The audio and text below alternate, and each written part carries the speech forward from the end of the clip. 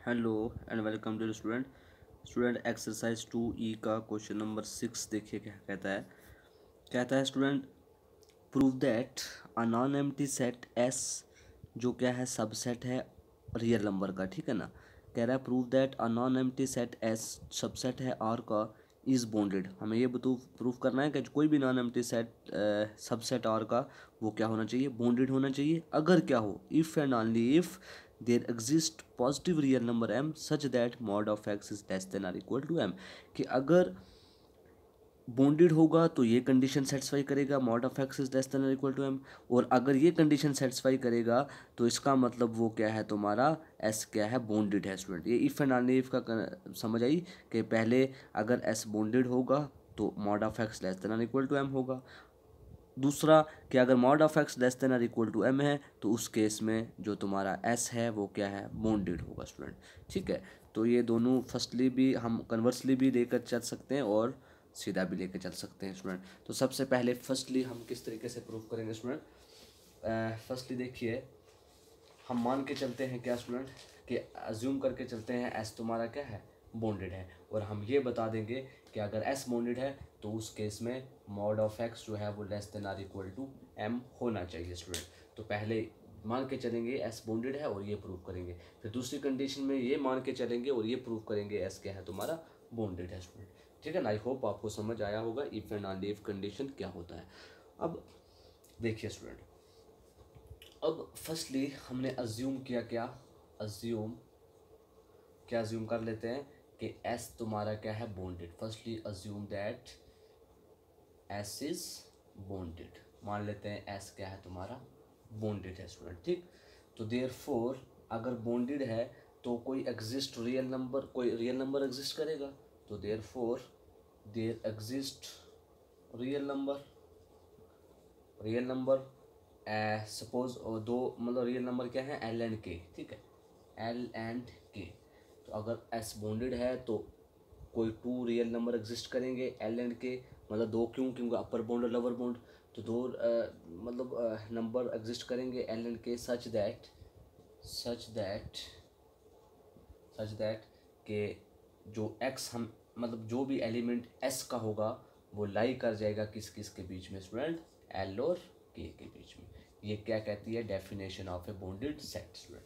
Definition of bonded set क्या कहती है कि अगर कोई तुम्हारा सेट सबसेट किसी सेट ऑफ रियल नंबर का या कोई भी सेट बॉन्डेड है तो उस अगर बॉन्डेड है तो दो रियल नंबर एग्जिस्ट करेंगे एल एंड के सच दैट वो इस तरीके के होंगे। और उस एलिमेंट का जो भी एलिमेंट होगा, मतलब उस सेट से जो भी एलिमेंट हटाऊँ मैं, उसका एलिमेंट जो है वो एल और के बीच में लाई करेगा, तब हम कहेंगे वो तुम्हारा एस क्या है स्टूडेंट, बॉन्डेड। तो ये बॉन्डेड की मैंने डेफिनेशन लगा दी कि अगर बॉन्डेड होंगे तो दो रियल नंबर एग्जिस्ट करेंगे सच दैट इस तरीके से होगा। ठीक है, for all x belongs to S. ठीक है स्टूडेंट। अब मैं क्या कर लेता हूँ, मैं एक ऐसा नंबर m ले लेता हूँ क्योंकि हमें m की ज़रूरत है इधर। हमें प्रूफ क्या करना है कि mod of x is less than और इक्वल टू m। तो इट मीन्स m लाना है कहीं से। तो मैं m की क्या वैल्यू रख लेता हूँ, m मतलब मैं ले लेता हूँ maximum of mod of l और मॉड ऑफ k। मतलब l और k का जो भी मैक्सिमम होगा, मतलब इनकी जो भी मैक्सिमम वैल्यू होगी उसका नाम रख लेता हूँ मैं, सपोज क्या, m। ठीक है स्टूडेंट, मैं लिख लेता हूँ let m equal to, m क्या मान लेता हूँ student, maximum of mod of l और मॉड ऑफ k।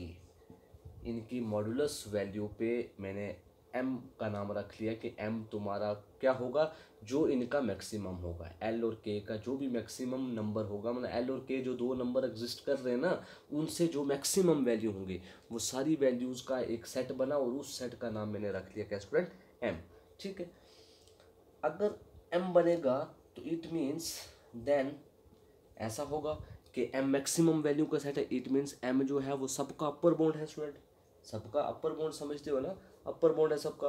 तो सबका मतलब लीस्ट अपर बाउंड कहलाएगा। तो सबका अपर बाउंड है तो अपर बाउंड कहने का मतलब वो इक्वलिटी में उस तरफ आएगा, राइट साइड। और इधर क्या आएगा, अगर m मैक्सिमम है तो इसका माइनस m क्या होगा, मिनिमम।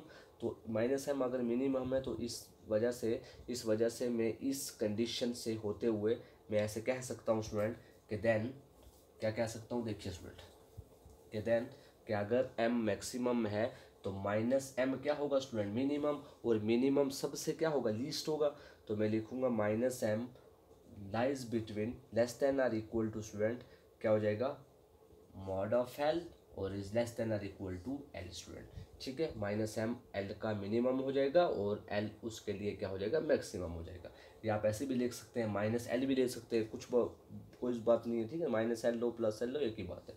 और एंड के के लिए क्या हो जाएगा स्टूडेंट, के का मिनिमम भी तो क्या रहा, माइनस एम। तो इट मीन्स के भी क्या हो जाएगा, के और मॉड ऑफ के जो है, मतलब मॉड ऑफ के जो है वो के और एम के बीच में लाई करेगी, क्योंकि एम जो है वो मैंने क्या लिया है, मैक्सिमम एल और के का। एल ये है, के ये है, तो एम जो है सबका मैक्सिमम है, मतलब एल से भी बड़ा है, मतलब एल से भी बड़ा है और के से भी बड़ा है। जो भी के की मैक्सिमम वैल्यू और एल की मैक्सिमम वैल्यू है वो एम है, तो it means minimum value minus M है। तो मैंने क्या रखा, माइनस एम और एल के बीच में एल को रख लिया और के और एम के बीच में के को रख लिया। इसका मतलब ये है स्टूडेंट, दिस सिंप्लाइज, मैं इसको ऐसे भी तो लिख सकता हूँ ना, M is less than or equal to mod of L is less than or equal to L. अब एल किससे लेस है, by the definition of bounded set, जो अभी मैंने शुरू से कहा कि firstly assume that S is bounded, तो उस केस में एक्स जो है वो एल और के बीच में बाई लाई कर जाएगा। सिमिलरली एल एक्स के लेस देन है और एक्स के लेस देन है। स्टूडेंट जब इनको कंबाइन करेंगे ऐसा ही होगा, क्योंकि एल और के बीच में रिलेशन आता है ना एक x, bye the definition of bounded set. तो बाउंडेड सेट जब लगाएंगे इधर, तो एल और के बीच में एंड की जगह पर आ गया एक्स। अब के जो है वो किससे लेस है, के जो है मॉड ऑफ के से लेस है, और मॉड ऑफ के किससे लेस है, एम से लेस है स्टूडेंट। ठीक है स्टूडेंट, यहाँ तक समझ आई। अब यहाँ से देखिए, इसका मतलब ये हुआ कि जो एक्स है ना, एक्स वो किस किस के बीच में लाई कर रहा है, माइनस एम और प्लस एम के बीच में। This applies x lies between minus M और एम के बीच में स्टूडेंट। इस कंडीशन से ये फॉलो होता है, वेयर के एंड एल जो भी हैं वो तुम्हारे क्या हैं, उनका हमने मैक्सिमम और मिनिमम लेना है। तो मैक्सिमम और मिनिमम लेना है, तो इट मीन्स ये मॉड ऑफ एल, एल ये नथिंग बट सिर्फ हम यहाँ से ही कह सकते हैं कि x lies between minus M और एम के बीच में लाई करता है। अब इसका मतलब ये है स्टूडेंट कि मॉड ऑफ एक्स जो है वो less than or equal to M है। ऐसा ही होता है ना कि अगर एब्सोल्यूट वैल्यू की प्रॉपर्टी क्या कहती है कि अगर mod of x is less than or equal to M है, उसका मतलब है कि एक्स लाइज करता है माइनस एम और प्लस एम के बीच में। तो हमें प्रूव कर दिया कि एक्स जो है माइनस एम और एम के बीच में लाई करता है, तो उसका मतलब ये है कि मॉड ऑफ एक्स जो है less than or equal to M है student, for all x belongs to S. तो ये था फर्स्टली प्रूफ किया। अब सेकेंडली हम ये मान के चलेंगे कि ये ट्रू है, और ये प्रूफ कर देंगे तुम्हारा एस क्या है, तुम्हारा बॉन्डेड है स्टूडेंट। ठीक है, तो देखिए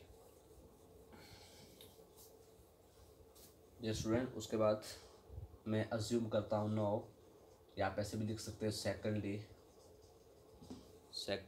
ये आपको नहीं दिख रहा स्टूडेंट, आप ऐसे भी लिख सकते हो सेकेंडली नो, क्या कि अज्यूम करते हैं, अज्यूम कर लेते हैं क्या स्टूडेंट कि मॉड ऑफ एक्स जो है less than or equal to M है स्टूडेंट, और हमें ये प्रूव करना है कि एस क्या है, तुम्हारा बॉन्डेड है। ठीक है स्टूडेंट, तो हमने अज्यूम किया कि ये चीज़ है। अगर ये चीज़ है तो इसका मतलब क्या है कि minus m is less than or equal to x is less than or equal to m for all x belongs to S.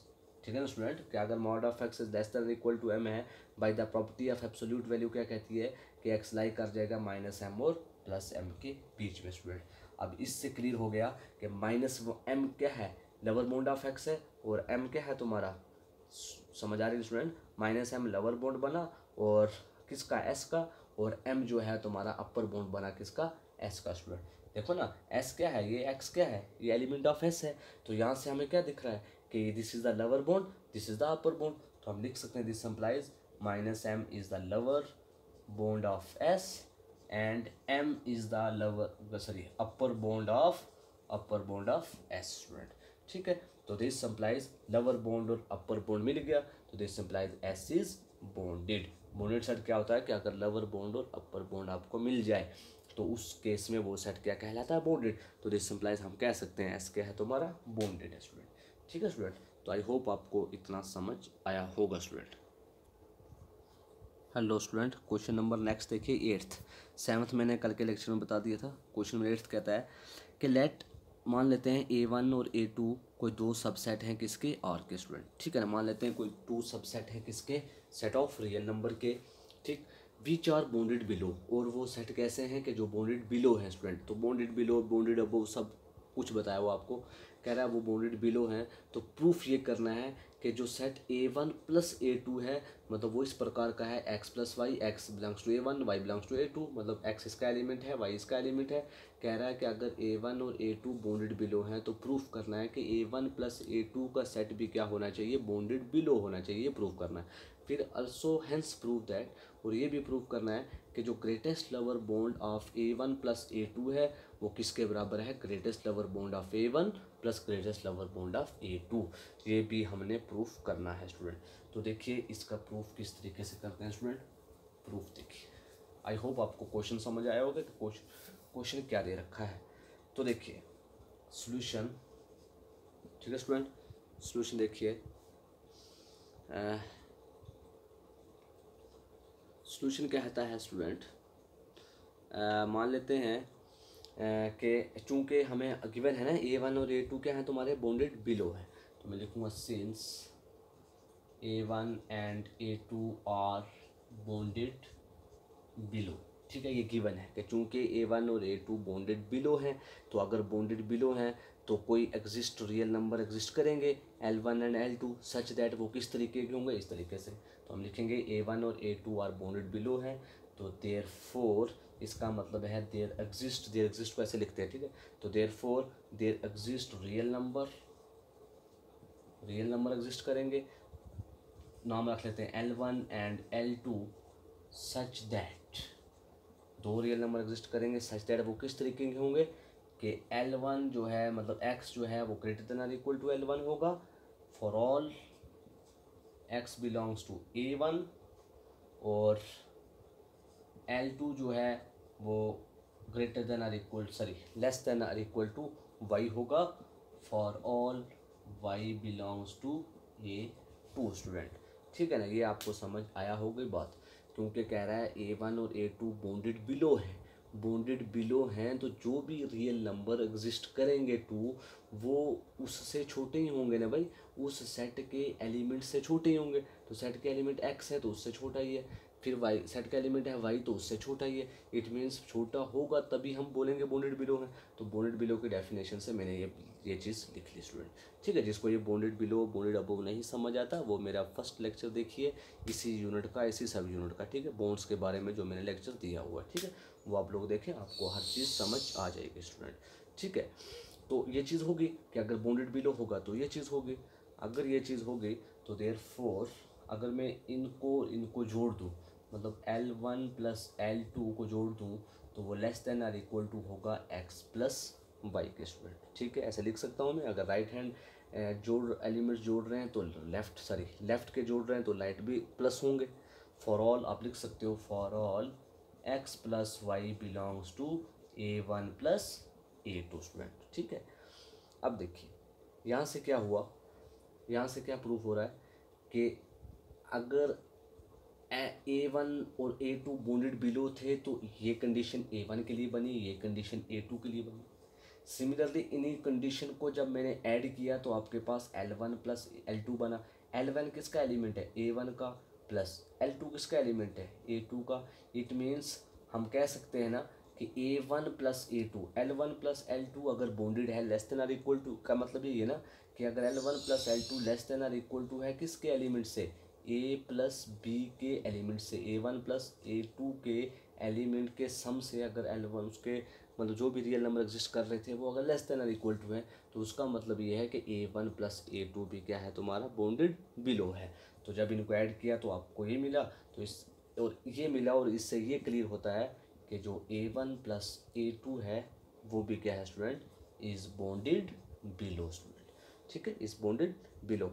और जो L1 प्लस L2 है तुम्हारा ये लवर बॉन्ड होगा किसका, A1 प्लस A2 का, ये लवर बॉन्ड कहलाएगा क्योंकि बॉन्डेड बिलो है। तो जो L1 प्लस L2 है ये lover bond of A1 plus A2 कहलाएगा, ठीक है स्टूडेंट। अब मान लेते हैं L1 और L2 दो ग्रेटेस्ट लवर बॉन्ड हैं A1 के और A2 के, तो ये तो लवर बॉन्ड है ना, क्योंकि बॉन्डेड बिलो है तो ये लवर बॉन्ड कहलाएंगे। अब लवर बॉन्ड कहलाएंगे तो हमें क्या बताना है, ग्रेटेस्ट लवर बॉन्ड। तो ग्रेटर लोअर बॉन्ड के लिए हमें क्या चूज़ करना पड़ेगा, एप्सिलॉन। ठीक है स्टूडेंट, एप्सिलॉन चूज़ करेंगे। हम ऐसे लिख सकते हैं स्टूडेंट कि L1, अगर ये L1 L2 जो है मतलब क्या है स्टूडेंट, अगर A1 और A2 के लिए मैंने अभी बताया कि A1 प्लस A2 भी क्या है, बॉन्डेड बिलो है, तो उससे हमें ये पता लगा कि L1 प्लस L2 क्या होगा, लोअर बॉन्ड होगा। किसका, A1 प्लस A2 का, क्योंकि बॉन्डेड बिलो है तो L1 plus L2 lower bond कहलाएगा। लेकिन हमने ग्रेटेस्ट लोअर बॉन्ड बताना है, तो मैं मान लेते हैं लेट कर लेते हैं L1 जो है तुम्हारा, लेट L1, स्टूडेंट ध्यान से देखें, लेट L1 और L1 और L2, ठीक है, L1 और L2 दो जो हैं, दोनों हम क्या कर लेते हैं, let L1 L2 be greatest lower bound of A1 and A2 respectively. A1 का ग्रेटेस्ट लोअर बॉन्ड मान लेते हैं L1 है, और A2 का ग्रेटेस्ट लोअर बॉन्ड क्या है, L2 है स्टूडेंट। ठीक है, तो let epsilon is greater than zero. मैंने कल भी आपको समझाया था कि अगर ग्रेटेस्ट दिया हो तो लीस्ट निकालना हो तो माइनस एप्सिलॉन करेंगे, अगर लोअर दिया हो तो ग्रेटेस्ट निकालना हो तो प्लस एप्सिलॉन करेंगे। तो मैं let epsilon is greater than zero any real number मान लेता हूँ, देन देयर एग्जिस्ट, तब एक एलिमेंट एग्जिस्ट करेगा x belongs to A1 and y belongs to A2 such that वो किस तरीके के होंगे कि L1 is less than or equal to x। ठीक है student, L1 is less than equal to x is less than equal to L1 plus epsilon by 2 के x जो है वो L1 के बीच में है। किस किस के बीच में, L1 और L1 प्लस एप्सिलॉन बाई 2, क्योंकि उसका ग्रेटेस्ट लोअर बॉन्ड तो L1 है, लेकिन ग्रेटेस्ट लोअर बॉन्ड क्या होगा, L1 प्लस एप्सिलॉन बाई 2, क्योंकि एप्सिलॉन है ना, ग्रेटेस्ट लोअर बॉन्ड के लिए हमने एप्सिलॉन चूज़ किया, तो एप्सिलॉन को आधा क्या होगा, एप्सिलॉन बाई 2, आधा इसमें होगा आधा उसमें होगा, ऐड होगा। ठीक है, आप लिख सकते हैं कि एक्स दिस और एंड क्या होगा स्टूडेंट, L2 जो है वो less than or equal to y is less than or equal to L2 plus epsilon by 2 student. तो ये भी इस तरीके से हो जाएगा, y जो है वो उसका लोअर बॉन्ड ये होगा और ग्रेटेस्ट लोअर बॉन्ड ये कहलाएगा प्लस एप्सिलॉन बाई 2 स्टूडेंट। अब जब इनको जोड़ देंगे हम L1 plus L1 plus L2 क्या आ जाएगा, L1 plus L2 is less than or equal to x plus y हो जाएगा, x और y भी जुड़ जाएंगे स्टूडेंट, और x प्लस वाई जो है वो लेस देन है किससे, L1 प्लस L2 के अगेन। ठीक है, और प्लस एप्सिलॉन भी है स्टूडेंट, एप्सिलॉन बाई एप्सिलॉन कहाँ से आया, epsilon by 2 plus epsilon by 2, इनको ऐड करेंगे तो क्या आएगा, एप्सिलॉन आएगा, तो plus epsilon for all x plus y belongs to A1 plus A2। तो यहाँ से आप देख सकते हैं कि L1 plus L2 plus epsilon is not a lower bound of A1 plus A2, कि ये जो बन रहा है L1 plus L2 plus epsilon ये लोअर बॉन्ड नहीं होगा किसका, A1 प्लस A2 का, लेकिन L1 plus L2 lower bond है किसका, लेकिन L1 plus L2 lower bond होगा ए का, लेकिन L1 plus L2 plus epsilon lower bond नहीं होगा स्टूडेंट। तो यहाँ से हमें ये कंक्लूड होता है कि L1 प्लस L2 क्या है स्टूडेंट तुम्हारा, is the greatest lower bound of A1 plus A2, क्योंकि जो लोअर बॉन्ड होता है लीस्ट अपर बॉन्ड उसी को हम जो लोअर बॉन्ड होता है उसी को हम बोलते हैं, जो लोअर बॉन्ड होगा A1 प्लस A2 का वही तुम्हारा ग्रेटेस्ट लोअर बॉन्ड कहलाएगा। और जब इन दोनों को प्लस करेंगे आप, हाँ, तो फिर देयरफॉर आप यहाँ से ऐसे भी लिख सकते हैं कि आपने ये कंक्लूड किया स्टूडेंट कि जो L1 प्लस L2 है अगर वो लोअर बॉन्ड है A1 प्लस A2 का, तो यहाँ से हमें ये मिलता है कि L1 plus L2 A1 A2 का ग्रेटेस्ट लोअर बॉन्ड भी होगा। अगर ग्रेटेस्ट लोअर बॉन्ड होगा तो देयरफॉर कंडीशन इज सेटिस्फाइड, जो हमें प्रूफ करनी थी कि GLB of A1 plus A2 equal to GLB of A1 plus GLB of A2, तो ये कंडीशन ट्रूअल हो जाती है स्टूडेंट। तो आई होप आपको समझ आ गया होगा। तो इसी तरीके से जो नेक्स्ट क्वेश्चन है इसी का एक्सरसाइज का कौन सा 9th और 10th, तो वो इंशाल्लाह मैं परसों के लेक्चर में हम लोग करेंगे, लेकिन उसकी वीडियो तो मैं बनाऊंगा नहीं, उसकी मैं ऑडियो पे ही आपको समझा दूंगा। ठीक है स्टूडेंट, तो वो बिल्कुल आसान है, वो इंशाल्लाह हम परसों के लेक्चर में डिस्कस करेंगे। ओके स्टूडेंट, आज के लिए इतना ही रखते हैं, काफ़ी थैंक यू।